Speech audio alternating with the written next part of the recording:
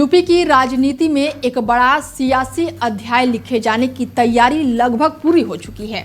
BJP के भीतर लंबे समय से चल रही अटकलों पर अब विराम लगता दिख रहा है।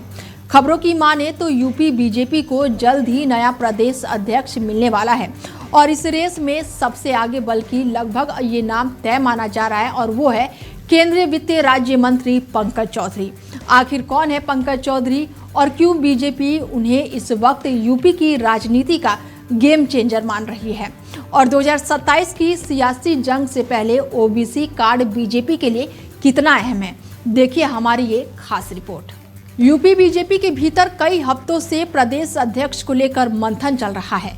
कई नाम सामने आए लेकिन अब पार्टी के भरोसेमंद सूत्र एक सुर में कह रहे हैं पंकज चौधरी का नाम लगभग फाइनल है। पार्टी के नियमों के मुताबिक कल प्रदेश अध्यक्ष की घोषणा होनी है। हालांकि ये भी कहा जा रहा है कि पंकज चौधरी के खिलाफ कोई दूसरा नामांकन नहीं होगा और वो निर्विरोध अध्यक्ष चुने जाएंगे। दरअसल ये फैसला सिर्फ संगठन का नहीं बल्कि बीजेपी को 2027 की रणनीति का अहम हिस्सा है। 2024 लोकसभा चुनाव में यूपी में बीजेपी को बड़ा झटका लगा। 2019 की तुलना में सीटें घटकर सिर्फ 33 रह गई। विश्लेषण में सामने आया है कि कुर्मी, लोधी और गैर यादव ओबीसी वोटों का एक बड़ा हिस्सा समाजवादी पार्टी की पीडीए रणनीति की ओर खिसक गया। बीजेपी अब अपने पारंपरिक non Yadav OBC vote bank को दोबारा संगठित करना चाहती है। कुर्मी, लोधी और अन्य ओबीसी समुदाय यूपी की राजनीति में निर्णायक भूमिका निभाते हैं। 2024 में कुल 11 कुर्मी सांसद चुने गए, जिसमें सिर्फ 3 बीजेपी से और 7 समाजवादी पार्टी से थे।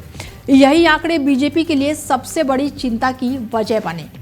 बीजेपी में कुर्मी समाज के नेताओं को प्रदेश अध्यक्ष की जिम्मेदारी पहले भी मिलती रही है। विनय कटियार, स्वतंत्र देव सिंह और ओम प्रकाश सिंह तीनों इसी समाज से आते हैं। अगर पंकज चौधरी के नाम पर मुहर लगती है तो वो कुर्मी समाज से आने वाले चौथे प्रदेश अध्यक्ष होंगे। पंकज चौधरी की सबसे बड़ी राजनीतिक ताकत है पूर्वांचल। गोरखपुर, महाराजगंज और आसपास के जिलों में उनकी संगठनात्मक पकड़ बेहद ही मजबूत मानी जाती है। ये वही इलाका है जहां पर मुख्यमंत्री योगी आदित्यनाथ का भी सीधा प्रभाव है और ऐसे में पंकज चौधरी को संगठन और सरकार के बीच एक मजबूत बैलेंस के तौर पर देखा जा रहा है। पंकज चौधरी की राजनीति एसी कमरों से नहीं बल्कि जमीन से शुरू हुई। 1989 में वो गोरखपुर नगर निगम के पार्षद बने और 1990 में डिप्टी मेयर की जिम्मेदारी संभाली और यहीं से बीजेपी संगठन में उनकी सक्रिय भूमिका शुरू हुई और वो पार्टी के वर्किंग कमेटी में पहुंचे। 1991 में पंकज चौधरी ने पहली बार महाराजगंज से लोकसभा चुनाव जीता। इसके बाद से 1996, 1998, 2004 और 2014 और 2019 और 2014 कुल 7 बार वो सांसद चुने गए। महाराजगंज में उनकी पकड़ इतनी मजबूत है कि उन्हें लगातार एक बड़ा क्षेत्रीय नेता माना जाता है। बीजेपी के भीतर पंकज चौधरी को प्रधानमंत्री नरेंद्र मोदी और गृह मंत्री अमित शाह का बेहद ही करीबी माना जाता है।